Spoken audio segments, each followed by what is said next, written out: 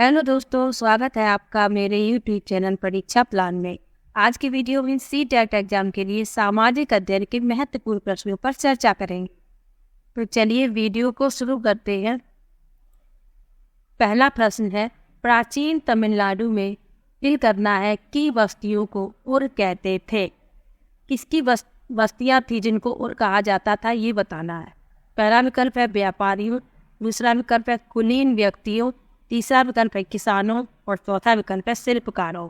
तो प्राचीन तमिलनाडु में जो किसानों की बस्तियां थी उन्हें उर कहा जाता था। सी विकल्प इसमें सही है। अगला प्रश्न देखते हैं। उत्तराधिकार की सामुदायिक प्रथा का अर्थ है।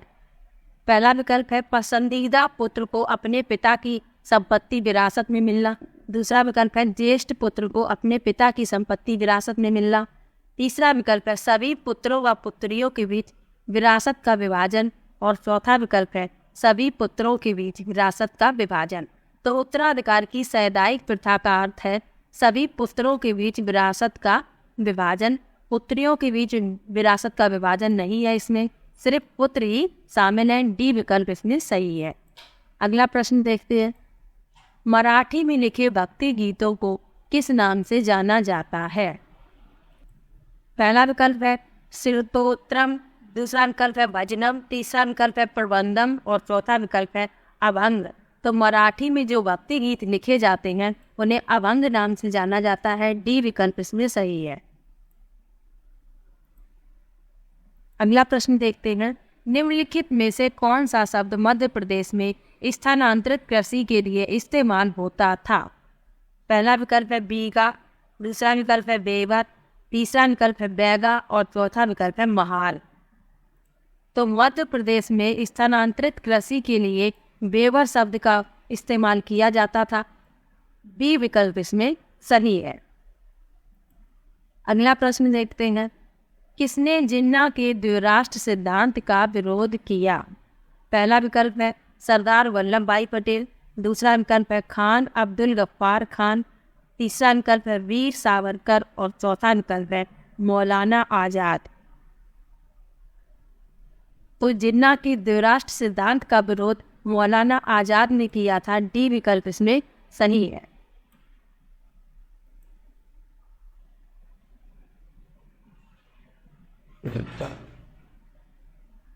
अगला प्रश्न है। एक व्यक्ति ने किसी क्षेत्र का दौरा किया और वहां उसे बांज, ऐस, बीज के वृक्ष तथा फिजेड मोनाल पक्षी मिले। उसने निम्नलिखित में से किस वनस्पति क्षेत्र का दौरा किया होगा। पहला विकल्प है उष्ण कटिबंधीय सदाबहार वन, दूसरा विकल्प है शीतोष्ण पर्णपाती वन, तीसरा विकल्प है शंकुधारी वन और चौथा विकल्प है भूमध्य सागरीय वन। तो इस प्रश्न के लिए बी विकल्प सही है, शीतोष्ण पर्णपाती वन। अगला प्रश्न है। किस क्षेत्र में बहुत ही सीमित प्राकृतिक वनस्पति मिलती है। पहला विकल्प है शीतोष्ण कटिबंधीय क्षेत्र, दूसरा विकल्प है टुंड्रा क्षेत्र, तीसरा विकल्प है शीत कटिबंधीय क्षेत्र और चौथा विकल्प है उष्ण कटिबंधीय क्षेत्र। तो जो टुंड्रा क्षेत्र है उसमें बहुत ही सीमित प्राकृतिक वनस्पति मिलती है। बी विकल्प इसमें सही है। बी विकल्प इसमें सही है।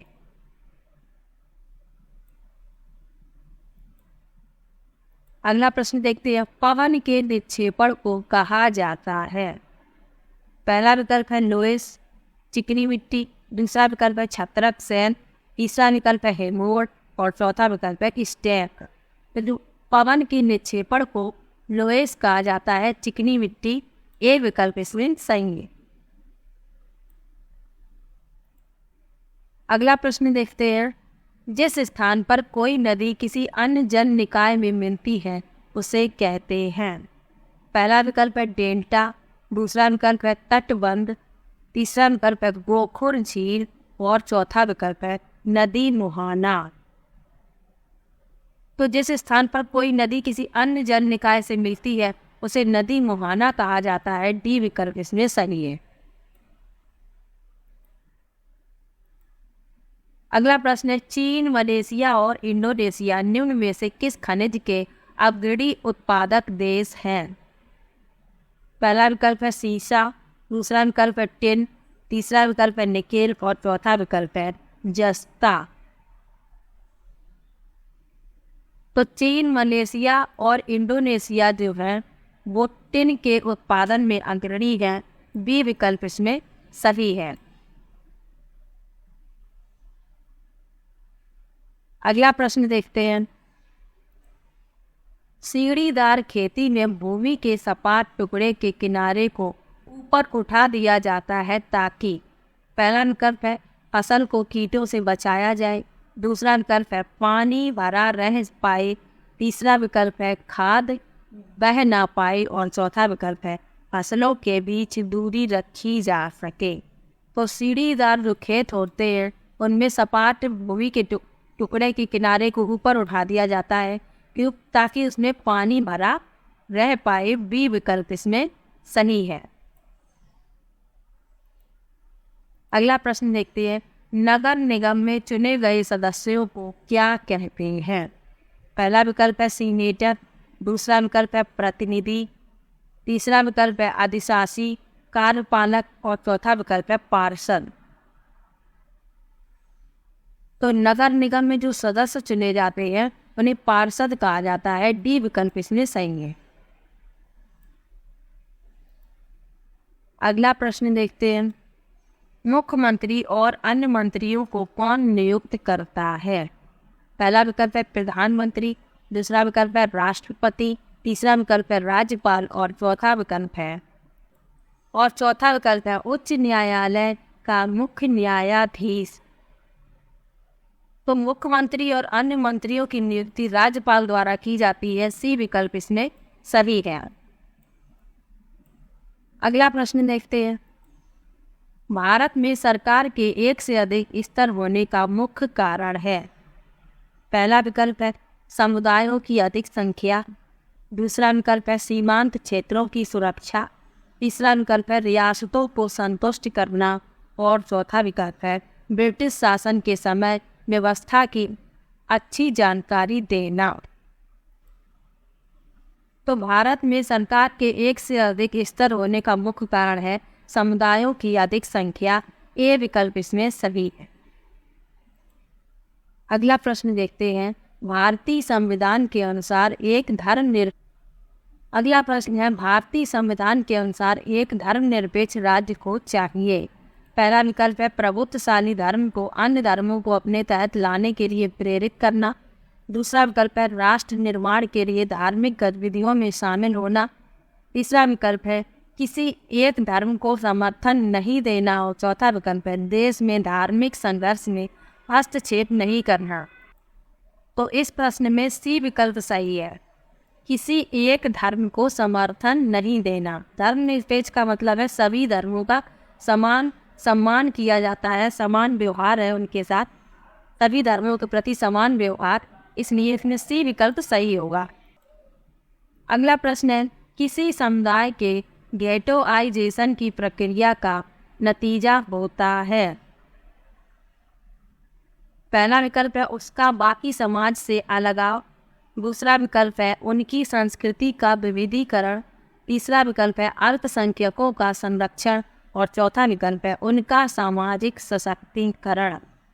तो किसी समुदाय के गेटोआइजेशन की प्रक्रिया का नतीजा है उसका बाकी समाज से अलगाव। ए विकल्प इसमें सही है। अगला प्रश्न देखते हैं।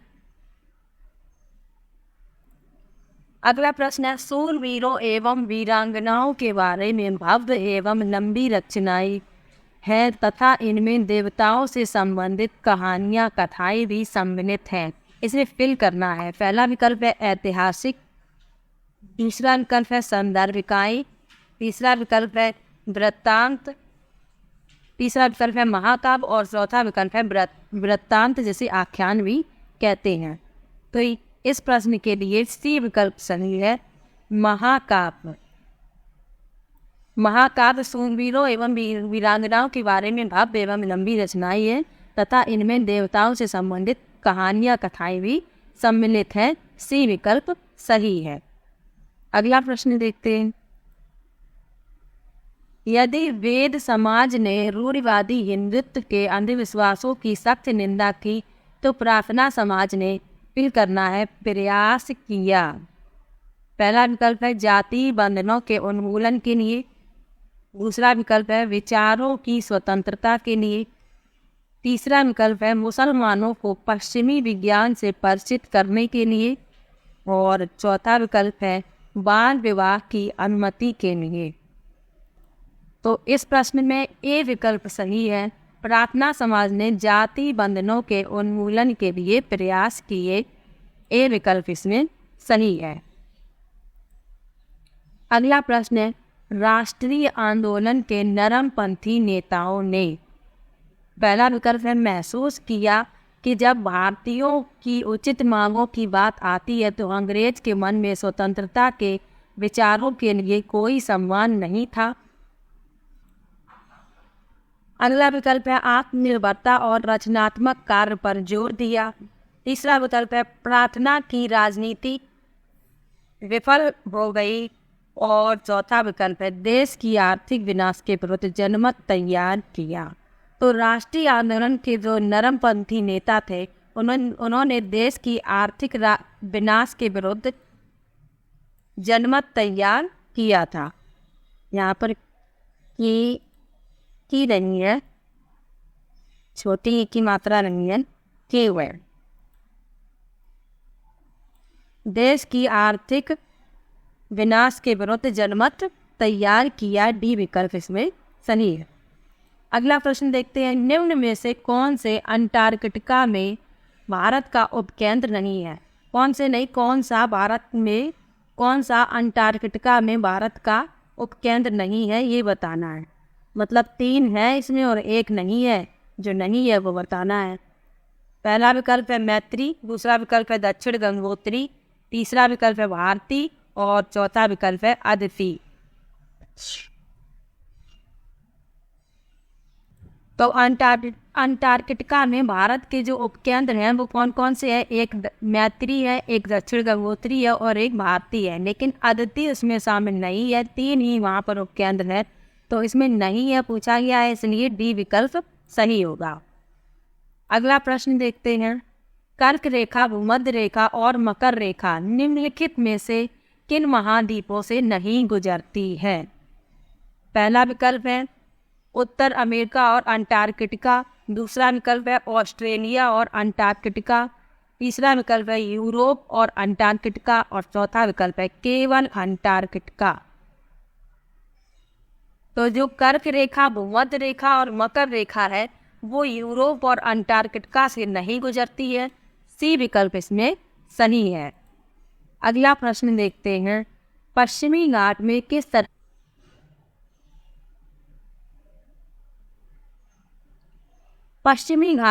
तरह की वनस्पति पाई जाती है? पहला विकल्प है पश्चिमी ढालों पर उष्णकटिबंधीय वर्षावन तथा पूर्वी ढालों पर कटीली झाड़ियाँ, दूसरा विकल्प है पश्चिमी ढालों पर कटीली झाड़ियाँ तथा पूर्वी ढालों पर उष्णकटिबंधीय वर्षावन, तीसरा विकल्प है दोनों ढालों पर उष्णकटिबंधीय वर्षावन, और चौथा विकल्प है दोनों ढालों पर कटीली झाड़ियाँ। तो इस प्रश्न में ए विकल्प सही है, पश्चिमी ढालों पर उष्णकटिबंधीय वर्षावन तथा पूर्वी ढालों पर कटीली झाड़ियाँ। ए विकल्प इसमें सही है। निम्नलिखित में से कौन सी स्थायी पवनें हैं? पहला विकल्प है पूर्वी पवन और मानसूनी पवनें, दूसरा विकल्प है लू और मानसूनी पवनें, तीसरा विकल्प है समुद्री समीर और पश्चिमी पवनें, और चौथा विकल्प है व्यापारिक पवनें और पश्चिमी पवनें। तो स्थायी पवनें जो है वो व्यापारिक और पश्चिमी पवनें हैं। डी विकल्प इसमें सही है। अगला प्रश्न है लौह अयस्क से संबंधित प्रिंस चार्ल्स पर्वत कहाँ अवस्थित है? पहला विकल्प है ऑस्ट्रेलिया, दूसरा विकल्प है अंटार्कटिका, तीसरा विकल्प है उत्तरी अमेरिका, और चौथा विकल्प है दक्षिणी अमेरिका। लौह अयस्क से संबंधित जो प्रिंस चार्ल्स पर्वत है वो अंटार्कटिका में स्थित है। बी विकल्प इसमें सही है। अगला प्रश्न देखते हैं समानता की खोज में डॉक्टर भीमराव अंबेडकर ने धर्म परिवर्तन कर किस धर्म को अपनाया? पहला विकल्प है जैन धर्म, दूसरा विकल्प है ईसाई धर्म, तीसरा विकल्प है बौद्ध धर्म और चौथा विकल्प है इस्लाम। तो डॉक्टर भीमराव अंबेडकर ने धर्म परिवर्तन करके बौद्ध धर्म को अपना लिया था। सी विकल्प इसमें सही है। 1956 में डॉक्टर भीमराव अंबेडकर ने बौद्ध धर्म को अपना लिया था। अगला प्रश्न देखते हैं। काउंसिल ऑफ स्टेट्स का भारत में ज़्यादा प्रचलित नाम क्या है? पहला विकल्प है संसद, दूसरा विकल्प है लोकसभा, तीसरा विकल्प है राज्यसभा और चौथा विकल्प है विधानसभा। तो काउंसिल ऑफ स्टेट्स का भारत में ज़्यादा प्रचलित जो नाम है वो राज्यसभा है। सी विकल्प इसमें सही है। याद रखना ये सभी प्रश्न इंपॉर्टेंट हैं, पूछे गए हैं पिछले परीक्षाओं में। ये पिछले जो पेपर हुए हैं उनमें ये प्रश्न पूछे गए हैं। संसद में प्रश्नकाल फिल करना सुनिश्चित करता है। पहला विकल्प है कार्यपालिका की विधायिका की तरफ जवाब देंगी, दूसरा विकल्प है न्यायपालिका की विधायिका से स्वतंत्रता, तीसरा विकल्प है विधायिका की न्यायपालिका पर नियंत्रण और चौथा विकल्प है न्यायपालिका का विधायिका के साथ सहयोग। तो इस प्रश्न के लिए पहला विकल्प सही है, कार्यपालिका की विधायिका की तरफ जवाबदेही। ये विकल्प इसमें सही है। अगला प्रश्न देखते हैं। निम्नलिखित में से क्या बाजार का एक प्रकार नहीं है? पहला विकल्प है साप्ताहिक बाजार, दूसरा विकल्प है शॉपिंग कॉम्प्लेक्स, तीसरा विकल्प है मॉल और चौथा विकल्प है मॉल, तीसरा विकल्प है दादन व्यवस्था। तो बाजारों के एक प्रकार में दादन व्यवस्था यानी घरेलू व्यवसाय शामिल नहीं है। सी विकल्प इसमें सही है। अगला प्रश्न देखते हैं। आंगनबाड़ी क्या है? पहला विकल्प है महिला संरक्षण गृह, दूसरा विकल्प है बाल देखभाल केंद्र, तीसरा विकल्प है मिड डे मील केंद्र और चौथा विकल्प है वृद्ध आश्रम। तो आंगनबाड़ी क्या है? बाल देखभाल केंद्र है। बी विकल्प इसमें सही है। ये इनकी शुरुआत कब से हुई? सन 1975 से एकीकृत बाल विकास सेवा कार्यक्रम के हिस्से के रूप में स्थापित किए गए थे आंगनबाड़ी केंद्र। अगला प्रश्न देखते हैं। हाकिम शेख एवं पश्चिम बंगाल खेत मजदूर समिति ने निम्नलिखित में से क्या मुहैया करवाने के लिए न्यायपालिका में याचिका दायर की थी? पहला विकल्प है चिकित्सा एवं स्वास्थ्य सेवाएं, दूसरा विकल्प है न्यूनतम आय, तीसरा विकल्प है आश्रय का अधिकार और चौथा विकल्प है भूमि का अधिकार। तो हाकिम शेख एवं पश्चिम बंगाल खेत मजदूर समिति ने एक याचिका दायर की थी न्यायपालिका में, वो चिकित्सा एवं स्वास्थ्य सेवाएं मुहैया कराने के लिए थी। ये विकल्प इसमें सही है।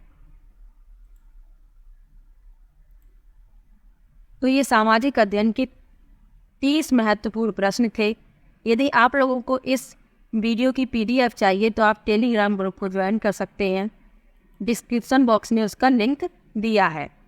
वीडियो कैसा लगा कमेंट बॉक्स में ज़रूर बताइएगा। वीडियो को लाइक और चैनल को सब्सक्राइब करना मत भूलिएगा। Thank you.